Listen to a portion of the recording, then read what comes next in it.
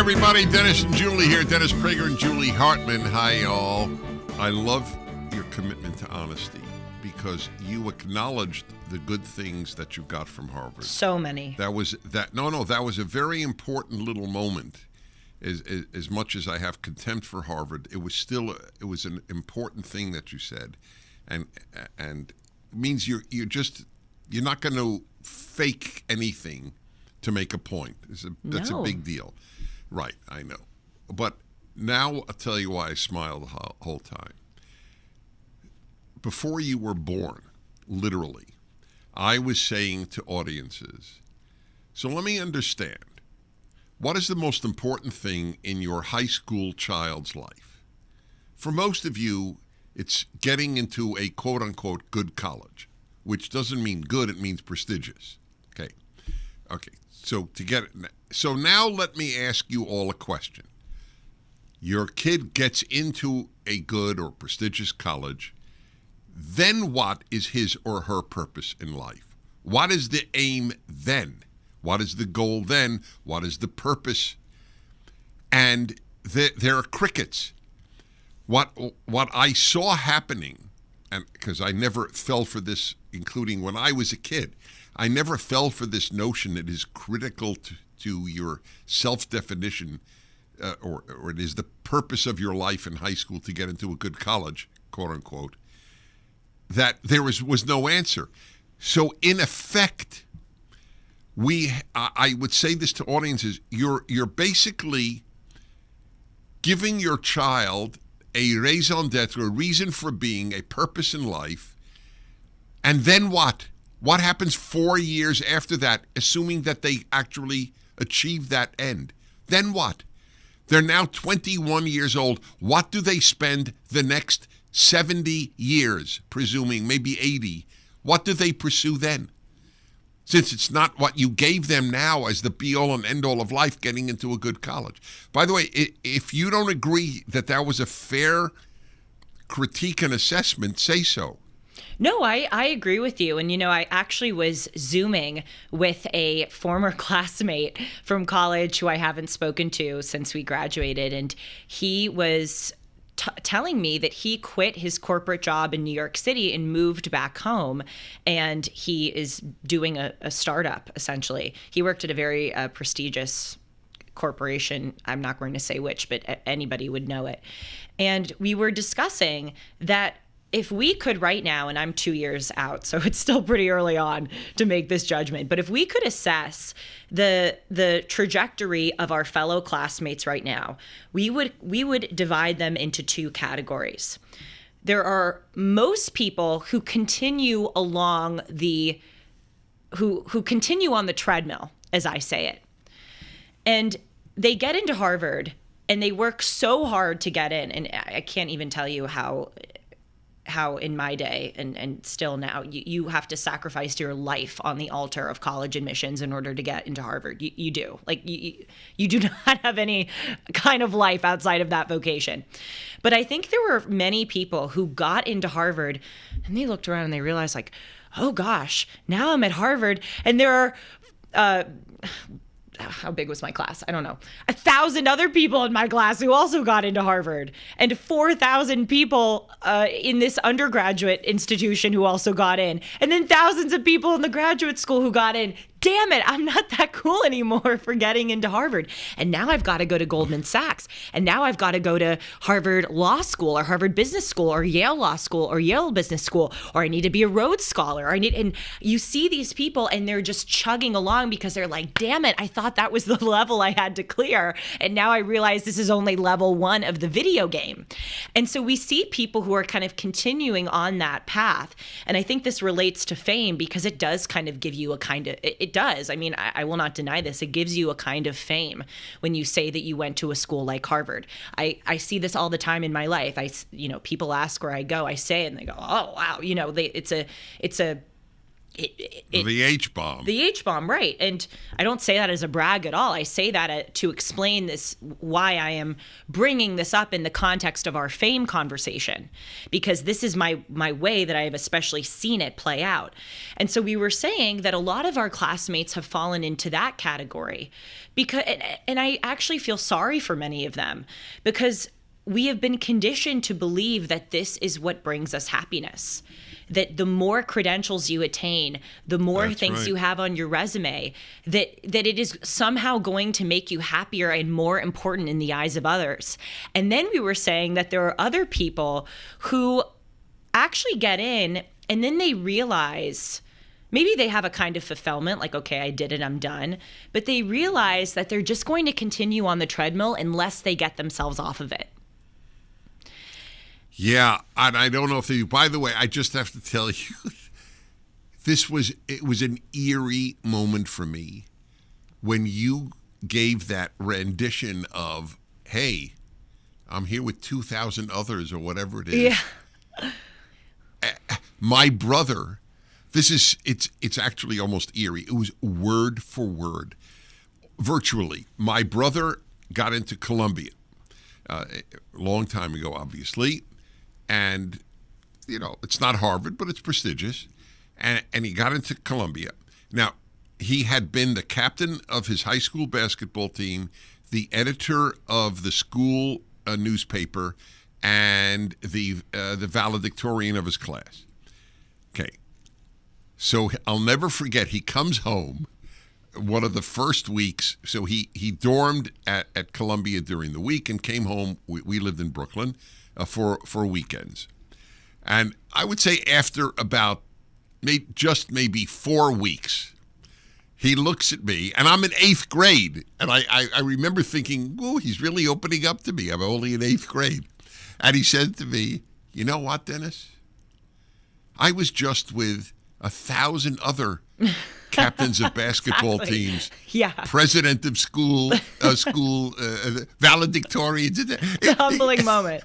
Yes, yeah. What's the big deal? That it was fascinating for me to hear, and to my 8th grade brain, it even made sense. Yeah, that's true.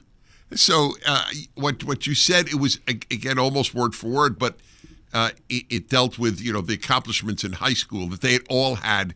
And he said, "Oh, and not only that, some of them were also great violinists." Oh, yeah, no.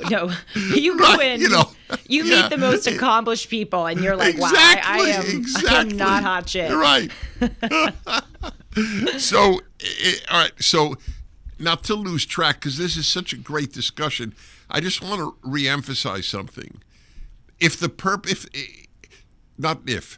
Parents who are listening to this, or for that matter, high school kids who are, if the purpose of your life, if the greatest purpose of your life now is to get into a good college, and for vast numbers of American kids it is, and Chinese kids, by the way, in China, they live and breathe there, yes. to get. Yes. So I just want to say this is not unique to the United States. Right. In fact, it's worse in the United States, because if you don't get into Harvard, you can still go perhaps to Michigan State, right, which is perfectly fine place theoretically. But in China and many other countries, if you don't get into college, you don't get into college That's at right. all. So anyway, if that is your purpose, what will your purpose be once you got in? Okay. Sorry, if I may interject, because I consider myself to be so lucky, because I have been blessed enough in my 24 years of life to be in so many different environments with different kinds of people. And I remember myself so well when I believed different things that I believe now. And your life is really generally so meaningless when you are pursuing this great prize. Mm-hmm. And it's really, really sad, actually. From the creators of Jesus Revolution comes a new film that's bound to touch your heart, White Bird, A Wonder Story. Discover the moving tale of Julian, as he uncovers his grandmother's incredible journey to escape Nazi-occupied France during World War II. Based on the beloved book by the best-selling author of Wonder, this inspiring film demonstrates how one simple act of kindness can create ripples that last a lifetime. Directed by the visionary behind Finding Neverland and featuring stellar performances by Gillian Anderson and Academy Award winner Helen Mirren, White Bird promises to be a cinematic experience you won't forget. Catch it in theaters starting October 4th. For tickets and more details, visit whitebird.movie. I remember when I was in high school, I would judge my life.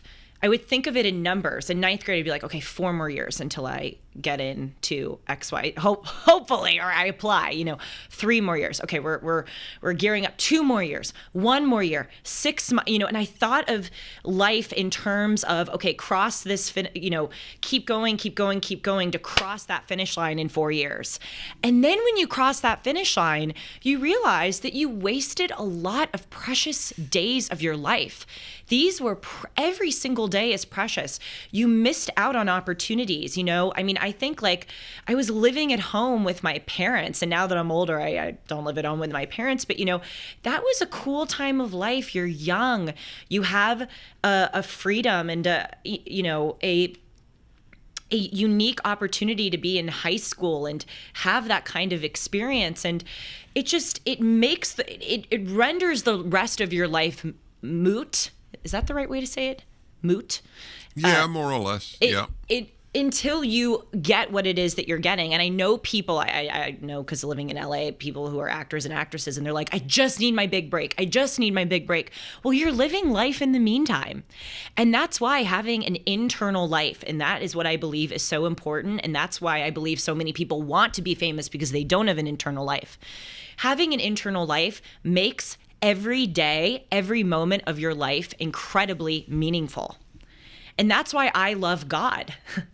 And that's why I'm really grateful to you to introducing me to God, because it makes me feel important irrespective of what I externally accomplish.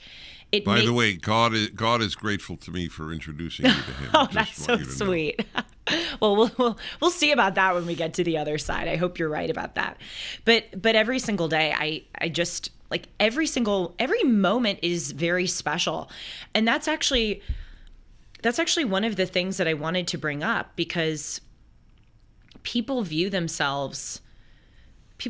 lives as incredibly insignificant, and they don't realize the power that they have over other people. I mentioned on a recent Dennis and Julie that I was in a hotel recently. You're like, welcome to my life every day. You're probably suing us from a hotel right now. But I was walking into my room, and there was a cleaning woman cleaning my room. And I just really appreciated her, for lack of a better word, energy. She just had a very nice disposition about her. And I said to her, I hope you realize that you have the most important job in this entire hotel.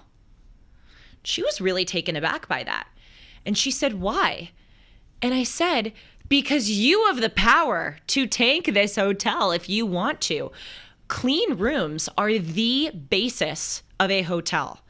If a hotel gets a reputation that there were, sorry to be graphic, hairs in the bed, or, there's something, that whole hotel's reputation is ruined. The investors are going to lose money. The rest of the people who work here may lose their jobs. The hotel may shut down. You have the most important job. And I could see that this was revelatory to her. And it's beautiful of you to have said that, by the way. Go on. It's fine. I just wanted to make that note. Well, thank you. But I seriously, it's seriously true. And I can't stand looking around at people and seeing how much they view themselves as insignificant. I was talking with a friend the other day who really hates her job, who doesn't feel like she has any kind of meaning in her job. She said the one thing that gives her meaning is her relationship with her coworkers. And I said, that is a big deal. You are a figure in somebody else's life. You're not just you. You're a daughter. You're a friend. In the case of people who have kids, you're a mother, you're a father, you're a coworker, you're a customer. You are a figure in somebody else's life. And I think when people start to view themselves that way, every single interaction in their life is imbued with this beautiful sense of meaning, and it removes the desires from their heart to have something like fame or a credential, because you realize that those are just external sources of validations that are really just momentary oftentimes. And the real sources of validation is when you can make every day of your life precious. Yeah, I wonder if people listening to this are being affected, because it's so important to knock out the ephemeral from people's lives, the meaningless, and how much people are attracted to it. Do you know, for example, I mean, there's so many proofs of this. How many famous actors or actresses who have written their memoirs, are they happy? In fact, I always used to say I have a debt of gratitude to Hollywood stars for writing their memoirs to warn people, don't believe that being famous, and there's nobody as famous, generally speaking, as Hollywood stars, do we associate almost any of them with a happy life? But see, it's funny that I'm having this reaction, Julie, because it's somewhat of I'm having a sort of sad reaction. Like, are people persuadable that this is not the route to follow? I wasn't persuadable when I was younger. Okay, but you are very young and you are persuaded, so there is hope.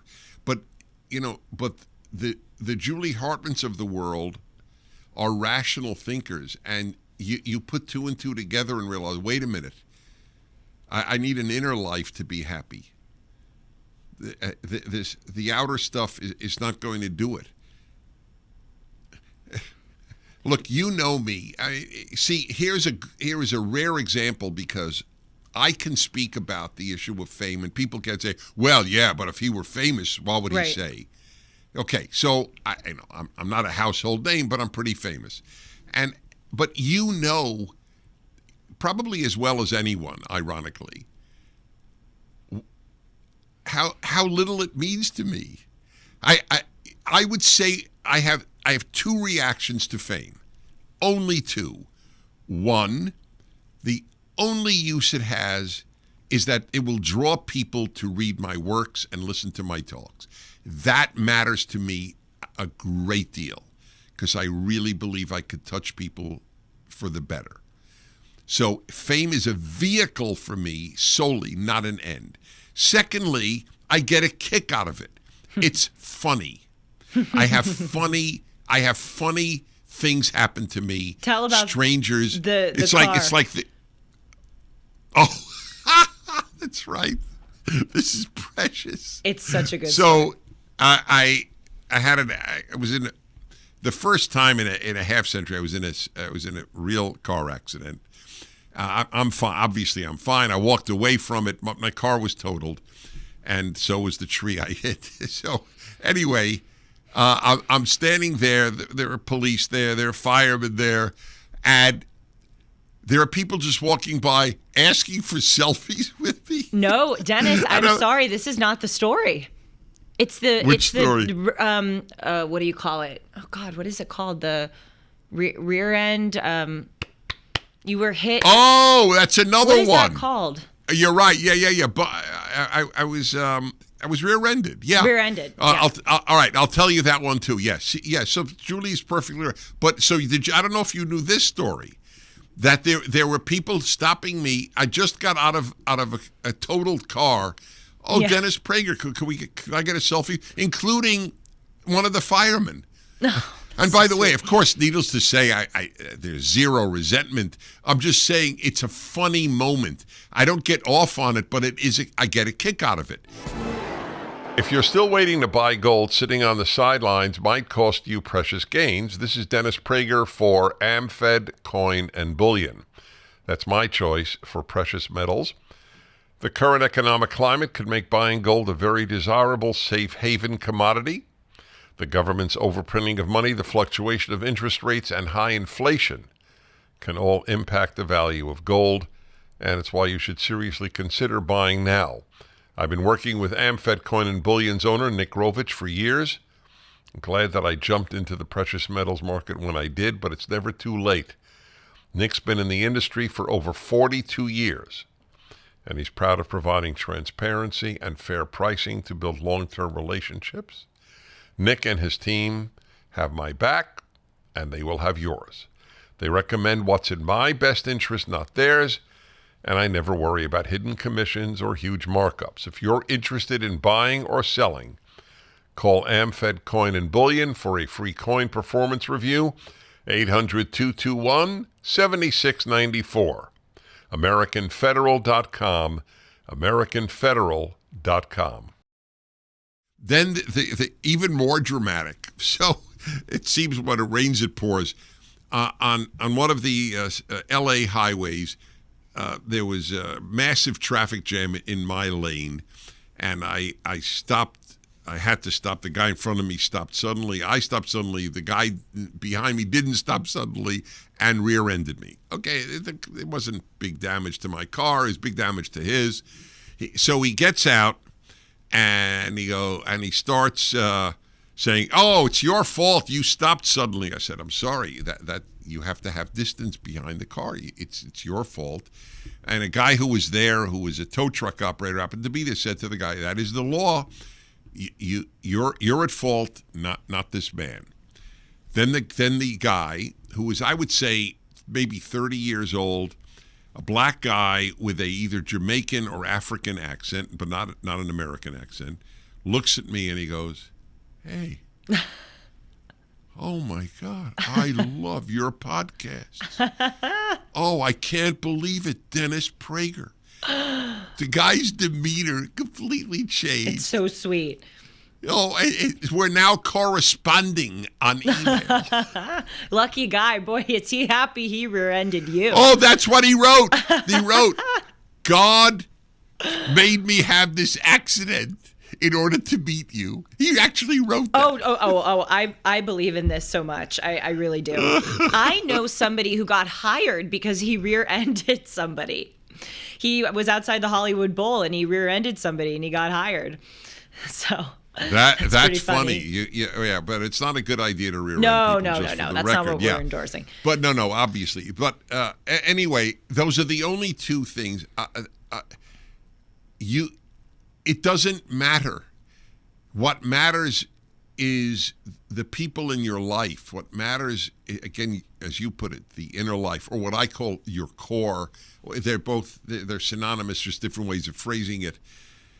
But I want to go to my original point about the guy who gave up so many years of his life so that the child he had would have a father, even though he had no desire to marry the mother.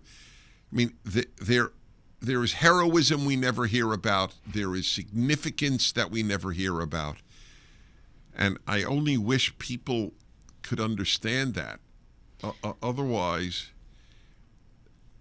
they'll never be happy. They'll never believe they amounted to anything.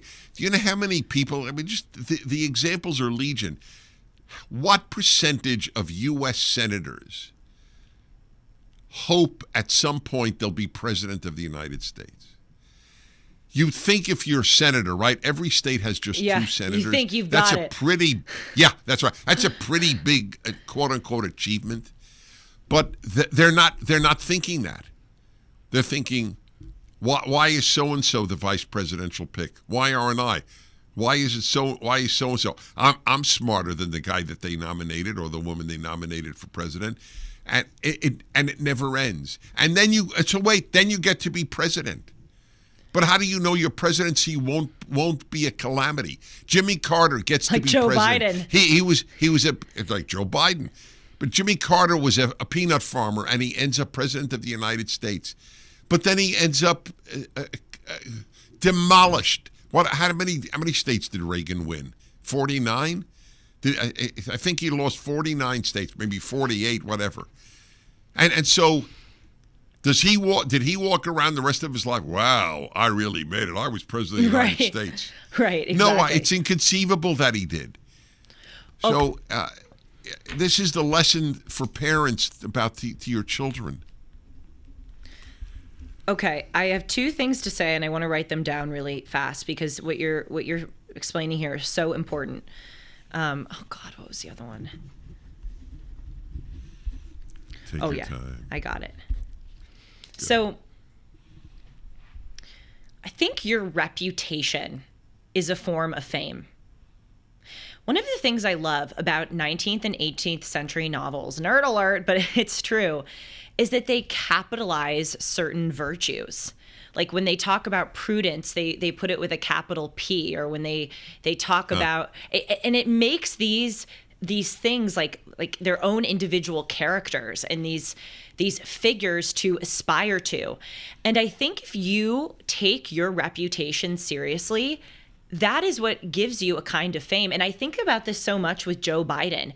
To your point, it's such an excellent point. It literally doesn't matter that Joe Biden was the president of the United States, which he wanted for his whole career, decades and decades. What did he run, like 3 times, 4 times before he became president? It literally doesn't matter because for the history of the United States, literally until the end of, and let's hope it's far away. Let's hope that we're not seeing an imminent end of the United States. But for as long as the United States will exist, people will look at Joe Biden's presidency as a catastrophic comic show. They will. So it actually ruined Joe Biden that he became the president of the United States because it was so embarrassing for him. And so people have to really contemplate, and this is the thing, like once you achieve the thing that you think you want to achieve, you realize that on the inside, it's very, very different from on the outside. I know this from being a talk show host. When I was younger, I thought, oh my gosh, and by the way, I love this job, but being a talk show host every day must be so much fun. It is really hard. And there are a lot of behind the scenes things that you would not expect, which are really, really difficult. So that's, again, just to say that once you get the thing that you think you're going to get, it's not going to end up so well. And also, I do think there's on this point of fame, well, actually, you were saying that every day people demonstrate acts of heroism. I think that is so true. And I wish that more people viewed their lives more like a movie. I think they think of themselves as very insignificant and they yearn for fame because they somehow think that is the thing, if they get mass validation in the eyes of others, that will make their lives significant. But you should view your life as your own movie. I realized this when I was, of all things, in the Vatican, standing in front of Michelangelo's Pietà, the very famous one, of course. And I was looking at that and I thought, wow, Mary is the woman who is most famous for losing a child. But can you imagine all of the people who have come through here and seen themselves in Mary? How many people had a miscarriage? How many people gave birth to a stillborn child? How many people lost a child due to an overdose or a tragic accident? Or in the case of my mother, lost a child to a severe disability, autism. And I thought every single person who comes in here and sees themselves in Mary is they have demonstrated an act of heroism in their lives.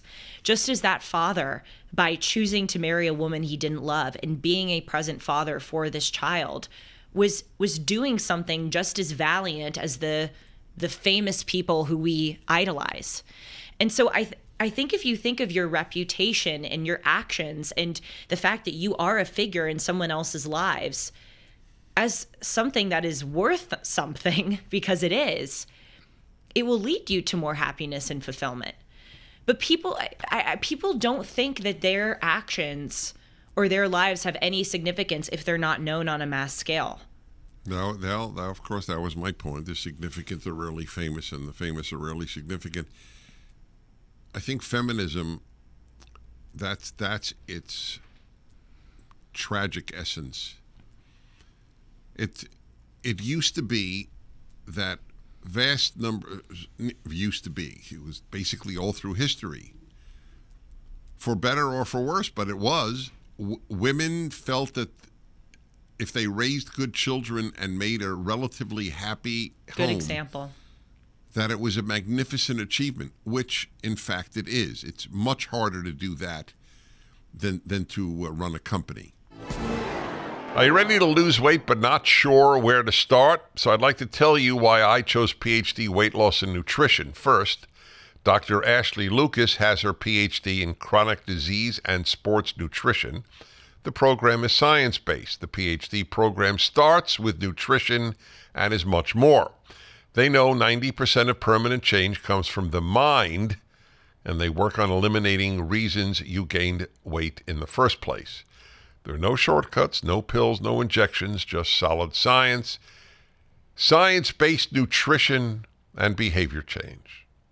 If you're ready to lose weight for, I think, the last time, call 864-644-1900, 864-644-1900 to get started.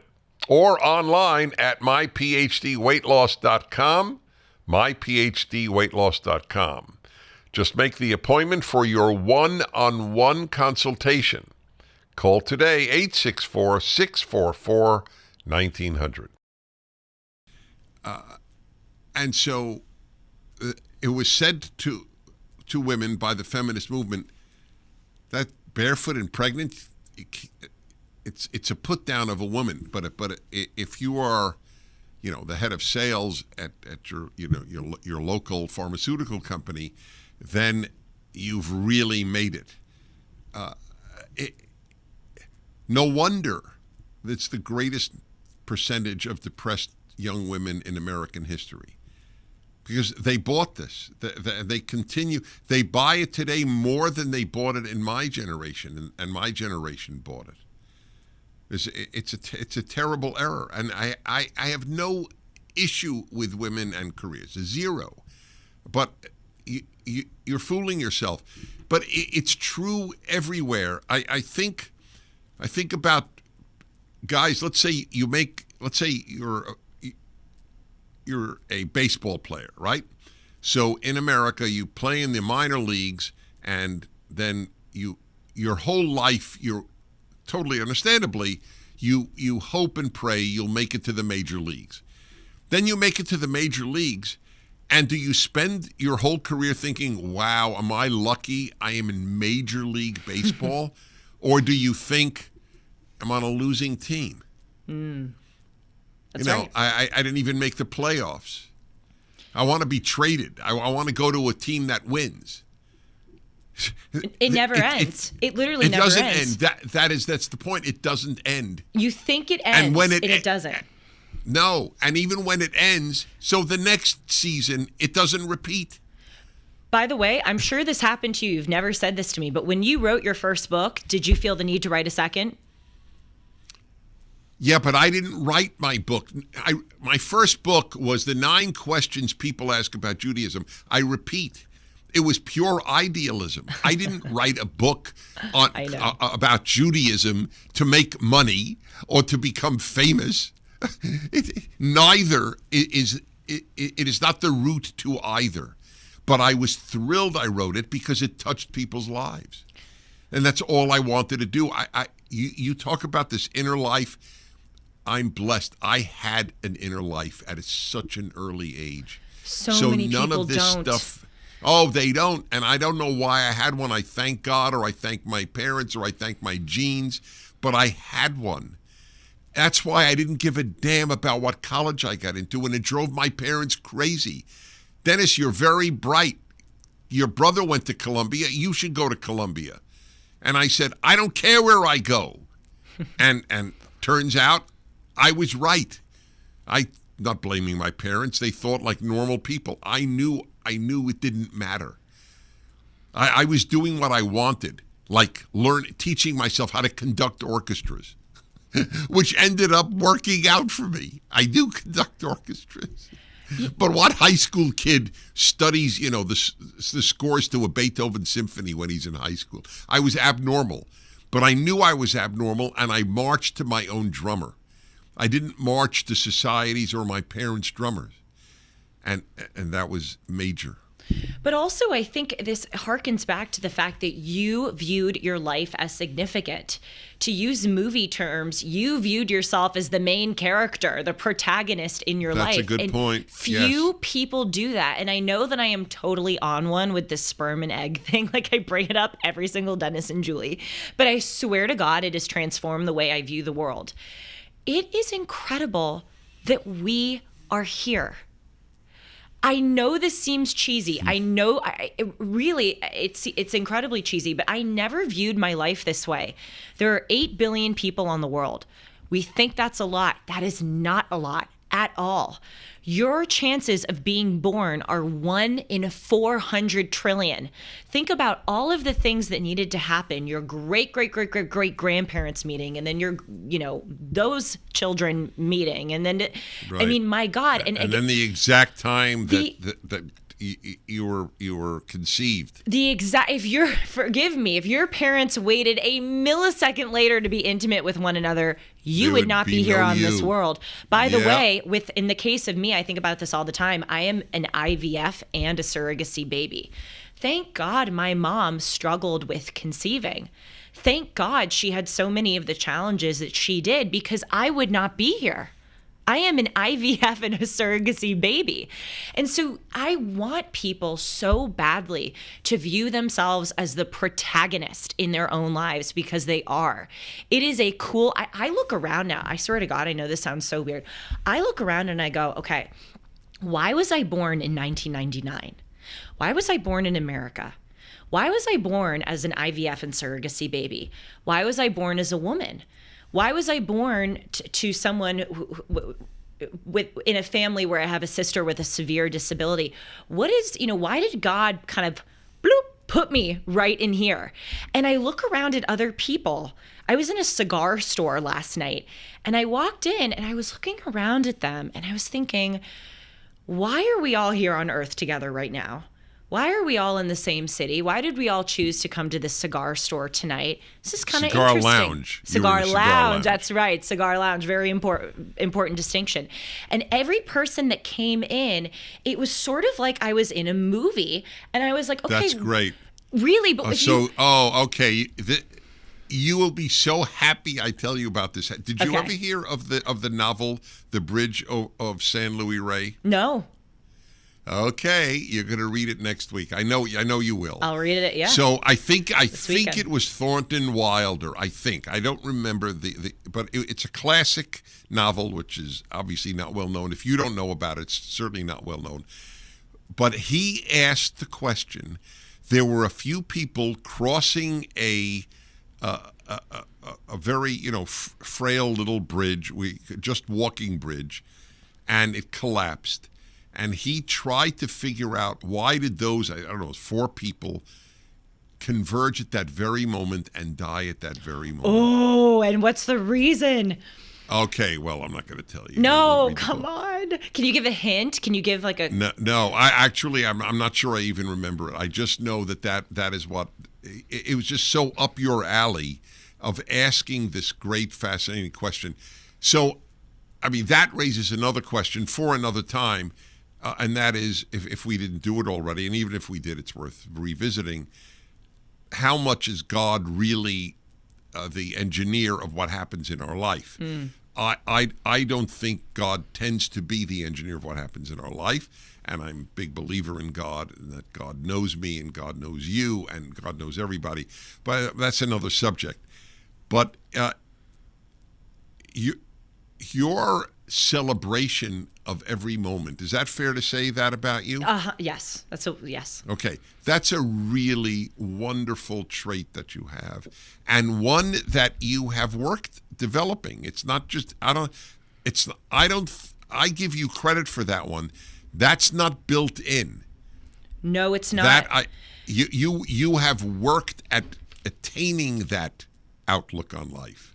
Well, thank you for saying that. And I love that you did, because that is what I want to impart to people. Celebrate every moment. And I know the alternative. As we were talking about earlier in the show, I did not celebrate every moment of my life. I feel like from the time that I was really young, like literally in the single digit years, to the time that I was 18, I just lived those years to get into college. Really. Mm-hmm.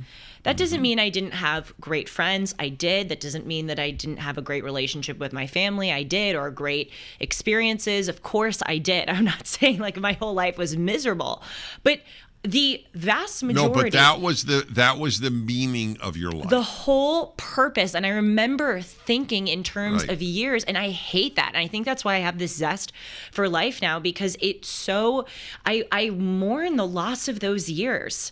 I really do. As I get older, I go, that was really that. I was in this dazzling, cool moment of life, and I didn't take advantage of it in the way that I should. From the creators of Jesus Revolution comes a new film that's bound to touch your heart. White Bird, A Wonder Story. Discover the moving tale of Julian as he uncovers his grandmother's incredible journey to escape Nazi-occupied France during World War II. Based on the beloved book by the best-selling author of Wonder, this inspiring film demonstrates how one simple act of kindness can create ripples that last a lifetime. Directed by the visionary behind Finding Neverland and featuring stellar performances by Gillian Anderson and Academy Award winner Helen Mirren, White Bird promises to be a cinematic experience you won't forget. Catch it in theaters starting October 4th. For tickets and more details, visit whitebird.movie. And every single day I was so miserable at times. I'm like, okay, just get through junior year. Just get through the next 3 months of the swim season. Just get through this. I'm not living my life that way anymore. And I'm a very ambitious person. Sometimes I think like, okay, just get to the point where, your show gets to a certain number of XYZ, or just get to the point where you write a book, or just get to I'm not doing that anymore, because in the meantime, you are living your life. And I swear to God, it's because of this religious worldview, which I credit you so much for, that I realized that every single, you really are the protagonist in your life. One of the things I love about the Torah is it's about people. It's not so much about God as it is about the grand things that people did, as William Shakespeare said, when they graced the stage of life for their moment. It's really, really cool. And I lament that people think that their lives are insignificant. It is so sad. And it's actually a form of ingratitude, because life is a very precious gift. I know a lot of people are put in circumstances where they don't believe it is such, but being able to live on this earth for all of its mysteries is a very cool thing that a lot of people don't get to do. What do you think? Is that corny? Do you live your life that way? It's so good, and the opposite is what is imparted to young people. I mean, why, to return to my point about young women in particular, the highest percentage ever recorded since they started recording this issue of young women is depressed today as opposed to at any time that measurements were taken. In other words, there are far more depressed young women today than during the Depression. I know. Than during World War II, where there was a real chance that your father or your brother would not come home, or would come home a wreck. And they were happier people, they were happier women then. So what has gone awry?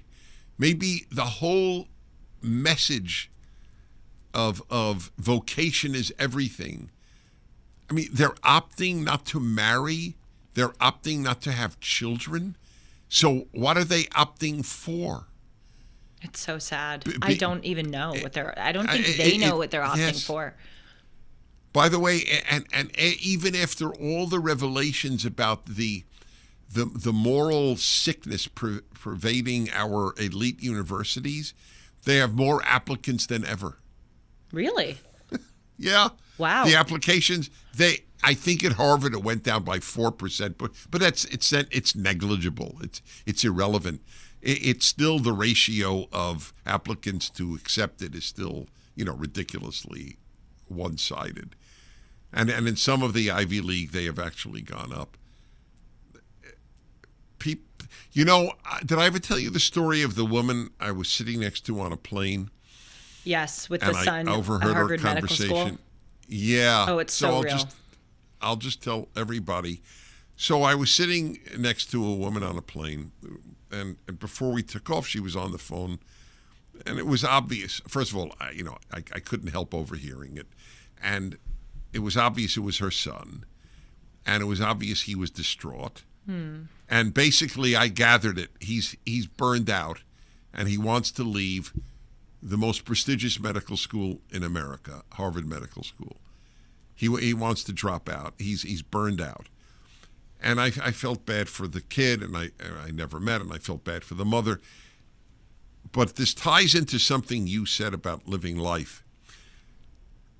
I do wonder why I have all the energy that I have, which is not one iota less than when I was your age. I know it's true. I do and how much it's Look true. where you are now.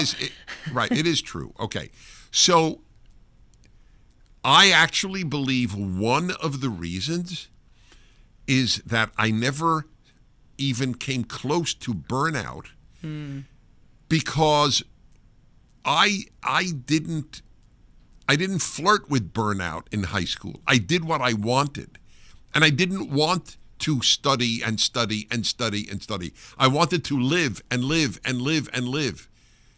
And I did. And I lived a full life with a bunch of interests and passions and friends. And I never came close to a burnout. But if you live that way, I remember the kids in my class who got into Harvard and Princeton and Yale and so on. I remember. And none of them impressed me. They were obviously bright, but that's all they were. They were sort of dead.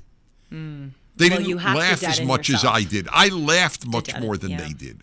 I laughed for 4 years in high school. I had a ball.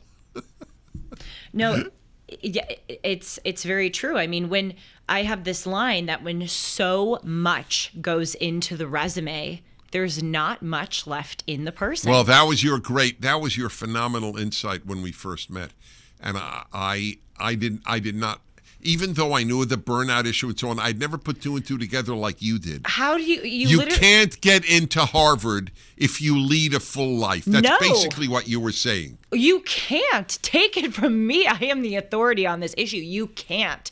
You have to sacrifice your entire, and I literally mean your entire life to get into a place like Harvard. You do. You do. But I just want to tell you. By the way, forgive me. No, go ahead. Don't forget. No, don't forget the point you want to make.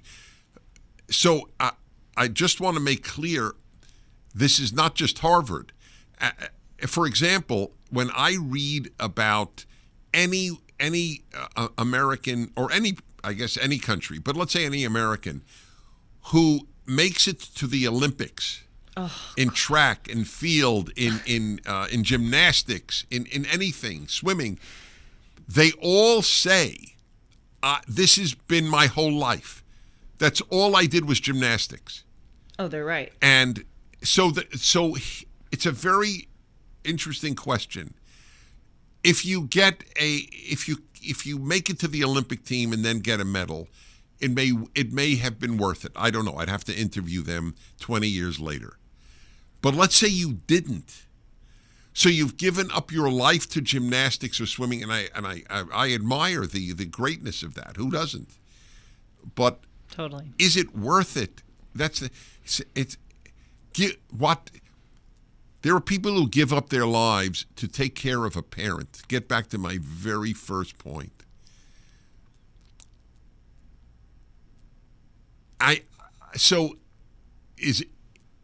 You could say, well, is it worth it to them? Yeah, but look at what they have to show for it. That they took care of a parent or a child, it's who has real issues versus gymnastics or swimming. So these are things people have to think about. I want to tell you a little bit about my encounters over the past few days in the cigar lounge, which I also have to give you credit for, because I really enjoy now smoking cigars. I've actually really stopped because it was affecting my voice. But last night I made an exception and went. And you go in there and you really, you have been to probably hundreds of cigar lounges all over the country. Right. This is a new hobby for me. I had no idea the kind of diverse people that I would meet there. Is that your experience? Okay, we could do a whole thing on it's this. so cool, Dennis. You will. Oh, I have a picture. I got to find this picture for you. Okay. At a New York City cigar lounge, maybe 10 years ago, I looked around. I was there alone because I'm on the road alone often, but I go to cigar lounge after my lecture if they're open that late. That's my standard fare in any city. So I know this one. It's on 2nd Avenue. I could get there blindfolded, and I obviously don't live there, but I know this place.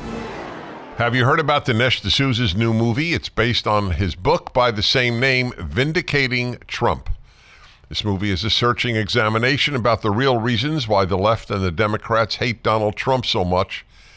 They call him a tyrannical dictator, but in truth, it's the American government's authoritarian regime that's afraid that Trump will dethrone them once again. As a charismatic leader, he mobilizes the people, he gets things done, and they don't like it. That's why they're trying to get rid of him. Vindicating Trump reveals Donald Trump as the one man who can defeat the tyranny of the left. And that's why we need his leadership. Don't miss Dinesh D'Souza's unqualified defense of Trump, Vindicating Trump, in theaters nationwide starting Friday, September 27th.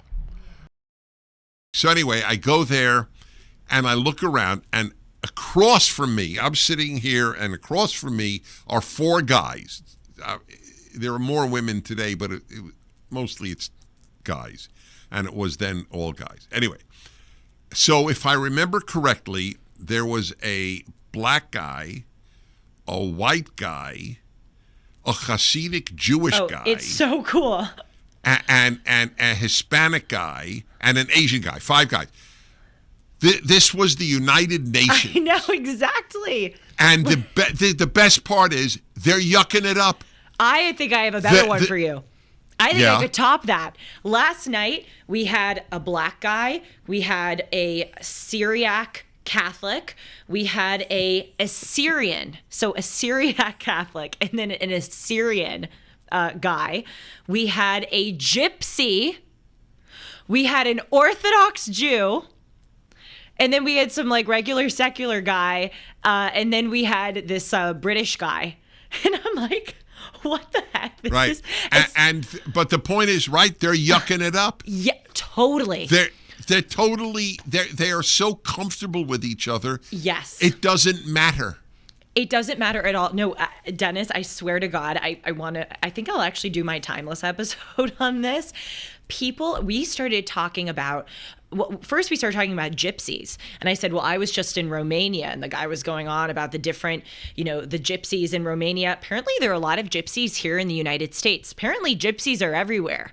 I wouldn't know that if I didn't go to the cigar lounge. And then we started talking about the Israel-Gaza war. And I'm thinking oh God, we have people here who are going to have very different opinions. And they did, and it was completely fine. And they're, kind of yelling at each other, and they're like, that's. Well, what did it? And I'm thinking, are they about to start fist fighting? And no, it was totally fine. It was just guys, a very diverse crew. I'm like, there are no fist fights at cigar lounges. Not at all. I'm like, this is DEI in the flesh. But I'm telling you, once you realize it, life is so relentlessly interesting if you just allow yourself to partake in it. I learned all about gypsies. I learned all about Syria. I was asking this guy about Bashar al-Assad, his feelings about the Syrian dictator and his father. We were talking about this guy who actually served in the reserves in Israel, and he was saying that he grew up going to Gaza for lunch. He said literally before the first Intifada, he would go into Gaza and have lunch for the food. When else would I learn something like that? And I'll give you another example. This isn't at a cigar lounge, but the other night I went to a clown party. No, I'm not kidding. An actual clown party. I know someone who works in Hollywood, and he said, I am going to this party for this clown troupe because clown is a form of improvisational comedy. And he said they're having, a party. They just had a show. Would you like to come? And I said, sure, I'll go to the damn clown party. And I literally went to this clown party and meeting people. This one guy, his clown name was Soup. And I had an hour-long conversation with him about how he just left Christianity. And he said, my God and Christianity wasn't there for me. And why would he allow so much evil in the world? By the way, we should talk about that. And I was telling him how I feel like I'm really coming into it. And we were coming from this from very opposite sides. And then I was talking with the other clowns about why they do clown. And it was very interesting. They said that clown is a way of being low status and being foolish and being the decoy almost, or being the kind of fool that people can point to or rely on to dispel any kind of tension, or to divert from status interactions where we're trying to impress other people. Like, it just really levels things and makes things very funny and carefree. And you know what? Some people may disparage that. Some people may think these are unserious people. I relished the opportunity to party with clowns. When the hell else would I party with clowns? And anybody who would go, oh, I'm not going to go to a clown party, those are stupid people. No, you're the stupid person. Open up your life. I think that's cool. And guess what, Dennis Prager? I'm going to a clown show in 2 weeks. Why wouldn't I? What's the best part about a clown party, Sean? Here we go. I don't get it. Tons of parking. Tons of parking, meaning nobody's going? No, that's not true. Oh, all the clowns are in one car? Why? Why are all the clowns in one car? I don't get it. Is that what you're referring to, Sean? Yeah, now he's cracking up. Yes, so you don't know this. So Julie, did you ever go to a circus? No. Yeah, they've closed in your time because I don't know exactly why. They felt that the animals were maltreated. It may be true. I don't know how true it is. Animals are maltreated tragically. I mean, just in eating animals most of the time. Can you play play range and so on? But anyway, one of the features of the circus was like a car would come, into the arena, and it would empty out, and there were like 20 clowns in a little car, and you think, how is that possible? Oh my God! That's why I knew what he meant by tons. They're eating the dogs. They're eating the cats. No. Do we have to hear this? They're eating the pets. No, do the other people remix. That live there. They're eating the dogs. They're eating the cats. They're eating the pets of the people that live. What's your reaction to my clown party? You're like, I'm totally with you. A purpose of life is to lead a full life. And you're doing that, and it brings me great joy. And you have things to learn from people. It's fun. No. Well, why do you think I love talk radio? Because I learned so much from callers. So I'll end actually. I have a really. I didn't tell you this. So this is when I say how much I've learned from callers in all these decades. People probably think it's a sweet thing for me to say. I don't say things to be sweet.